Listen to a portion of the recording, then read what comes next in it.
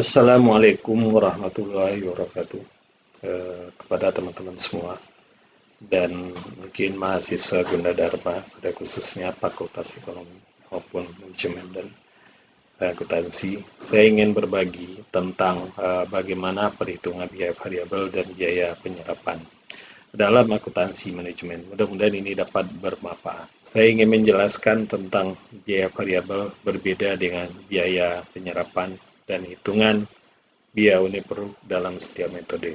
Ini gambaran umum perhitungan biaya variabel. Variable costing, sering disebut direct costing atau marginal costing, yang memperlakukan biaya produksi yang berbeda dengan outputnya sebagai biaya produk. Biaya selalu. Pendekatan ini dengan pendekatan kontribusi laba rugi yang mendukung analisa cost volume profit, karena pendekatan ini pada memisahkan antara biaya variabel, dan ini sangat baik dan sangat cocok yang dipakai di dalam analisa cost volume profit dalam menganalisa break-even ya. Sebagai biaya cost mempengaruhi terhadap biaya, naik cost, turunnya cost akan mempengaruhi profit. Meningkatnya penjualan, turunnya penjualan, volume penjualan akan mempengaruhi profit. Ini sangat cocok dipakai dalam analisa break-even point. Sedangkan gambaran umum perhitungan biaya variabel.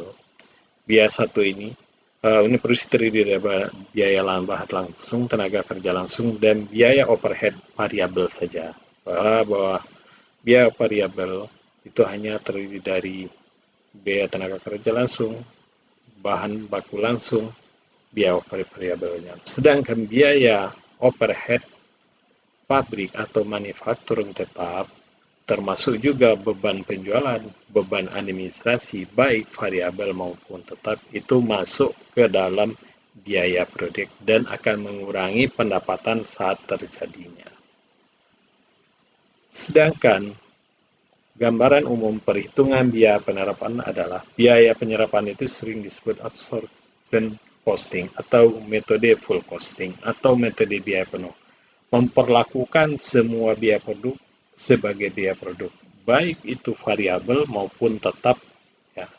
Karena tidak ada perbedaan yang dibuat antara biaya variabel dan tetap, biaya penyerapan tidak cocok untuk perhitungan cost volume profit, sehingga tidak ada perbedaannya. Nah, di bawah biaya penyerapan atau full costing, satu unit itu terdiri bahan langsung, tenaga kerja langsung, dan biaya overhead pabrik variabel dan tetap. Sedangkan beban biaya penjualan, baik variabel maupun tetap, dan biaya administrasi, baik variabel maupun tetap, itu dibebankan sebagai biaya periodik dan mengurangi pendapatan pada saat terjadi. Nah, dari tinjauan variabel dan biaya penyerapan dapat kita gambarkan di sini biaya variabel. Produksi, biaya produksi cost itu terdiri dari direct material, biaya tenaga kerja langsung, biaya overhead pabrik variabel saja, dan sedangkan biaya periodiknya terdiri dari beban overhead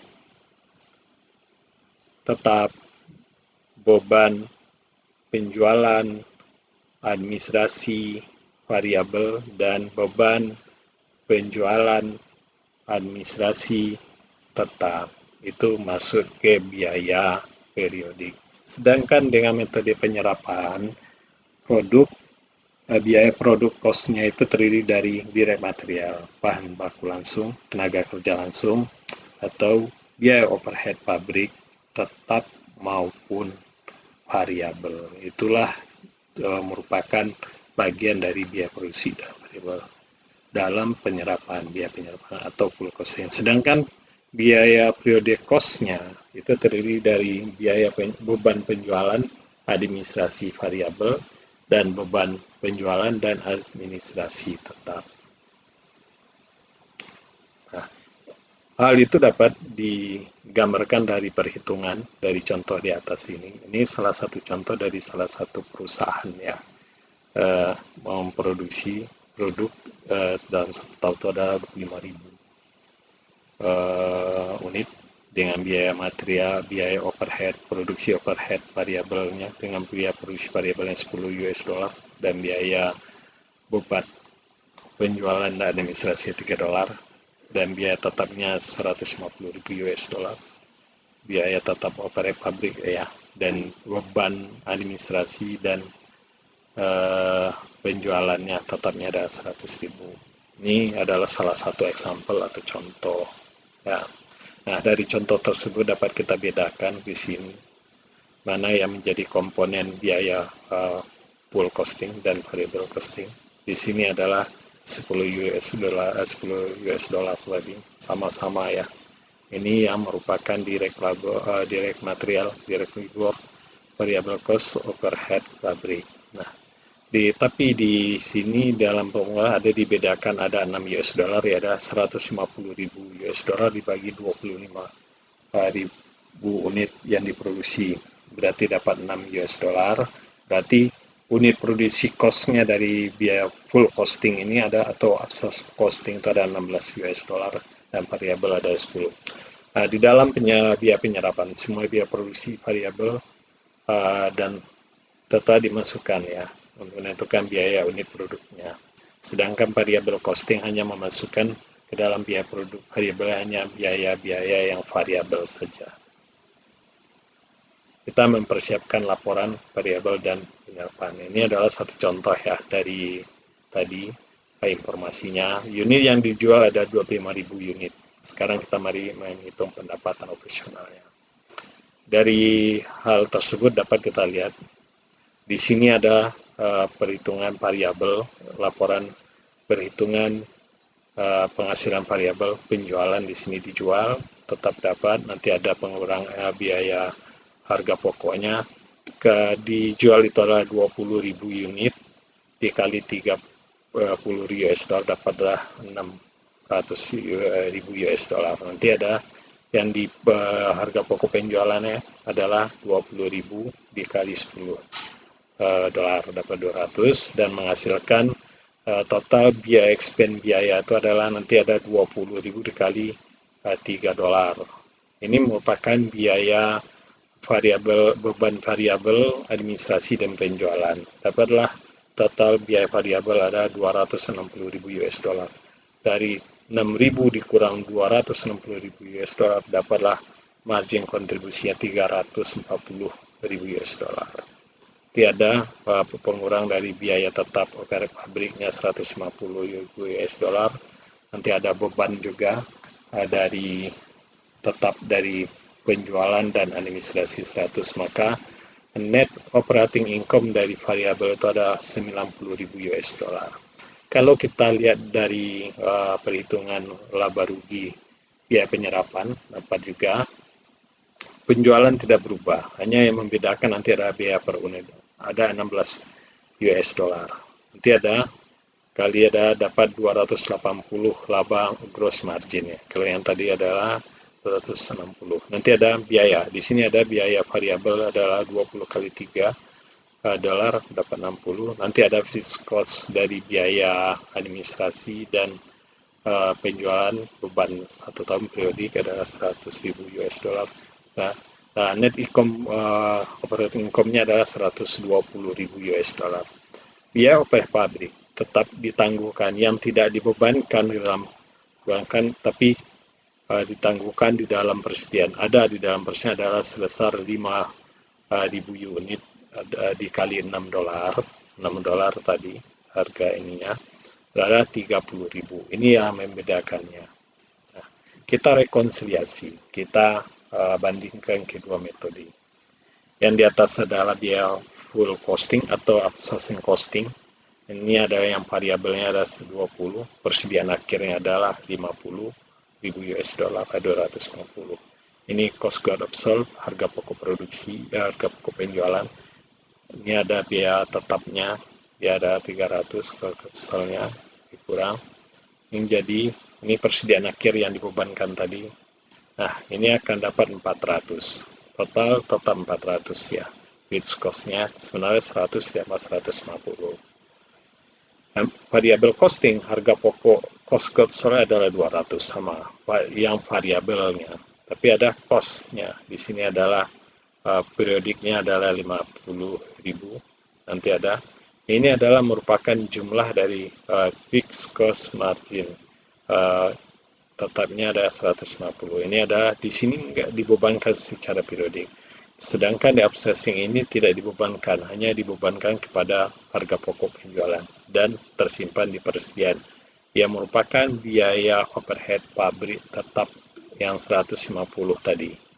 Tapi di variable costing dia dibebankan ke dalam satu secara sekaligus, dia akan tetap sama. Inilah yang membedakan yang 30 tadi nantinya. Inilah perbandingannya. Yang di sini ada pembebanan biaya periode, di sini ada pembebanan, di sini tidak ada. Yang biaya overhead pabrik tetap tadi tidak ada outsourcing cost ini tidak ada masuk ke biaya periodik, sedangkan di variabel masuk ke biaya periodik sebesar 150. Nah, membandingkan dua metode, kami dapat merekonstruksi perbedaan antara penyerapan biaya penyerapan dan pendapatan variabel sebagai berikut. Variabel pendapatan, variabel costing net operating income-nya adalah 90.000 US dollar. Dan selisih overhead pabrik yang diturun dari invest dalam persediaan adalah 5.000 dikali 6 dolar.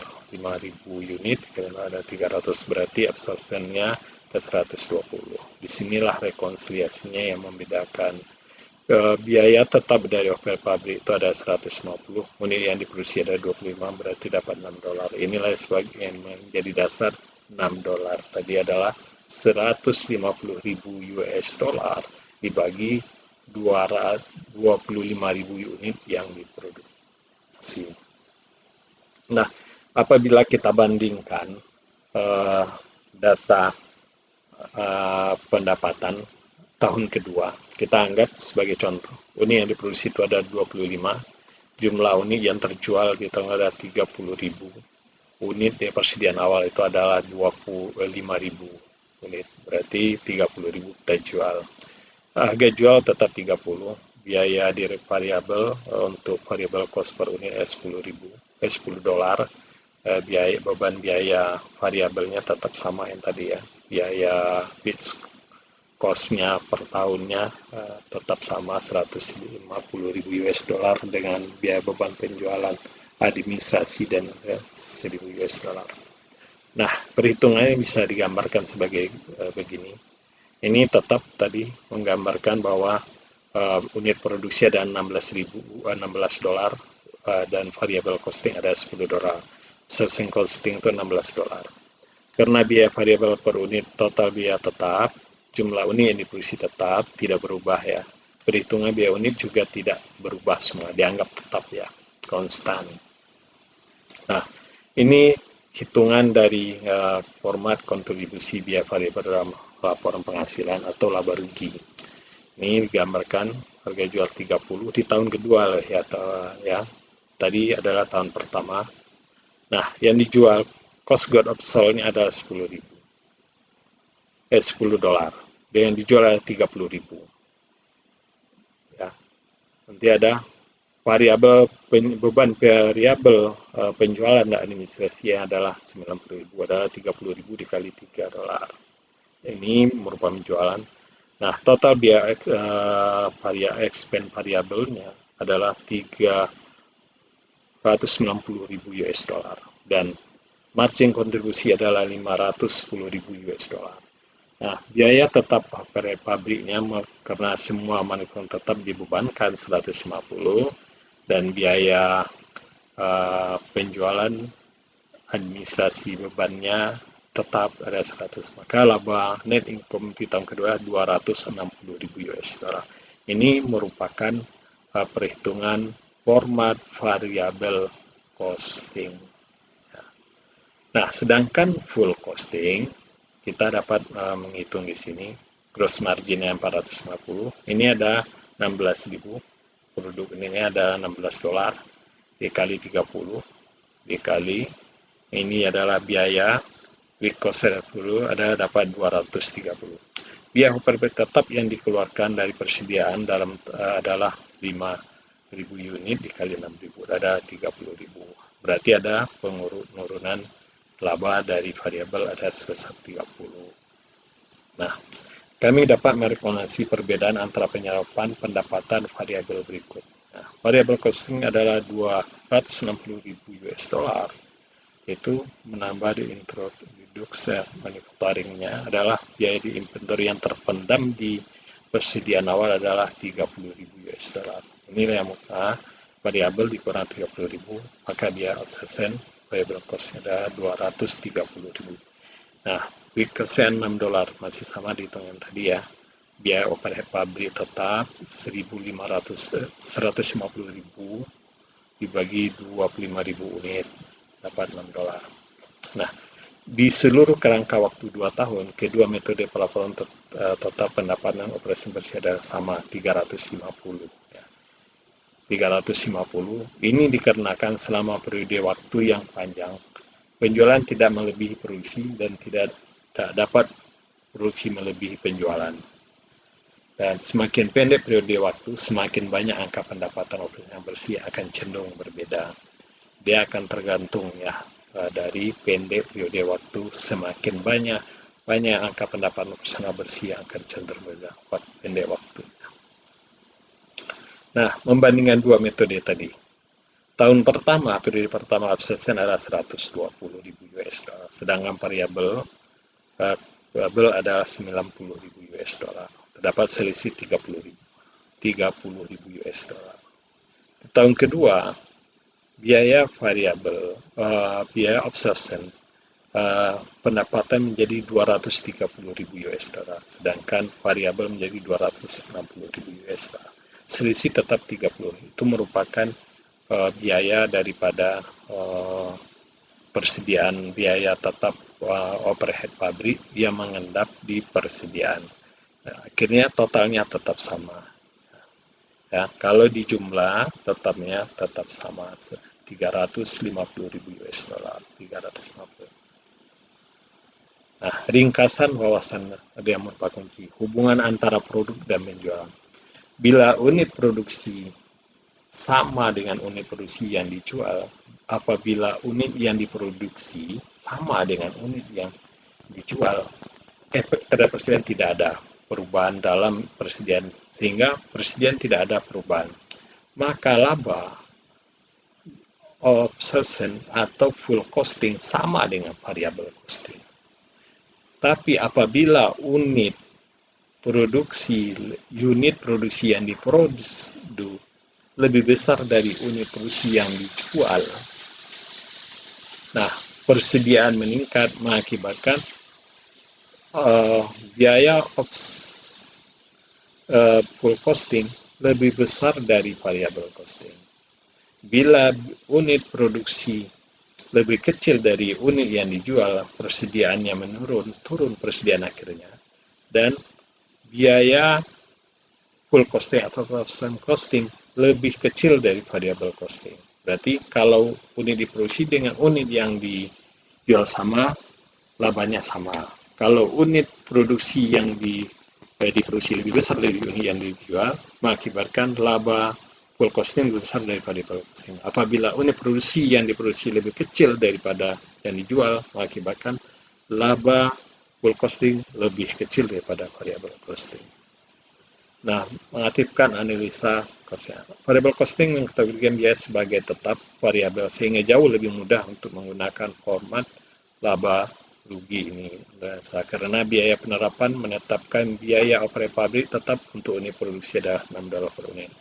Sebagian dari biaya operasi pabrik tetap berada dalam persediaan kita unit tetap tidak terjual. Hasil potensial adalah pendapatan operasional positif ketika unit yang dijual kurang dari titik impas. Inilah yang menjadi ininya ya. Menjelaskan perubahan dalam pendapatan operasional bersih. Variable costing, pendapatan hanya dipengaruhi oleh perubahan dalam penjualan unit. Itu tidak terpengaruh oleh jumlah unit yang diproduksi. Sebagai aturan umum, ketika penjualan naik, pendapatan operasional bersih naik, dan sebaliknya. Biaya penyerapan dapat mempengaruhi oleh perubahan dalam penjualan unit dan unit produksi. Pendapatan operasional bersih dapat ditingkatkan hanya dengan memproduksi lebih banyak unit, bahkan jika unit tersebut tidak terjual. Ya. Mendukung pengambilan keputusan. Ya. Di biaya overhead pabrik ataupun biaya full costing adalah salah satu digunakan untuk mendukung pengambilan keputusan. Perhitungan biaya variabel yang benar mengidentifikasi biaya penambahan yang dikeluarkan untuk pengambilan juga menekan dampak total biaya pada dalam laba. Karena biaya penyerapan menetapkan biaya tetap untuk unit yang produksi, memberikan kesan bahwa overhead pabrik tetap adalah variabel sehubungan dengan jumlah unit produksi tetapi tidak. Hasilnya bisa berupa keputusan menetapkan harga yang tidak tepat dan keputusan menghentikan produksi. Biasanya digunakan biaya apabila dimasukkan biaya full costing itu akan mengakibatkan harus ditutup ya, tapi pada dasarnya. Nah, variable costing dan teori kendala. Perubahan yang terlibat dalam teori kendala menggunakan bentuk perhitungan biaya variabel. Namun satu perbedaan dari pendekatan adalah bahwa ia memperlakukan tenaga langsung sebagai biaya tetap karena 3 alasan.